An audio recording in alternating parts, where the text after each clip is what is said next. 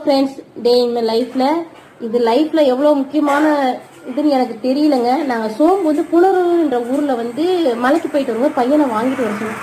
ரொம்ப கலர் டார்க்கா இருக்கேன். நான் எப்பவுமே டிமார்ட்ல தான் வாங்குவேன். இந்த தடவை சரி மொத்தமா வாங்கிக்கலாம்னு வாங்கிட்டு கலர் வேற மாதிரி இருக்கேன்னு சொல்லிட்டு நான் பார்க்கும்போது தங்கச்சி வந்து சூப்பர் மார்க்கெட் வச்சிருக்காங்க. அவங்க சொன்னாங்க, நீ கழுவிட்டு யூஸ் பண்ணு, அப்படியே யூஸ் பண்ணாதன்னு சொல்லி. கழுவி பார்த்ததுக்கு அப்புறம் தான் தெரியுது அவ்வளோ சாயம் சோம்பு தான் இப்படி பண்ணி வச்சிருக்காங்க. ஒரு 5 தண்ணிக்கு மேல கழுவுனாலும் இவ்வளோ தண்ணி ஊத்தி ஊத்தி கழுவிட்டே இருக்க, சாயம் வந்துகிட்டே இருக்கு.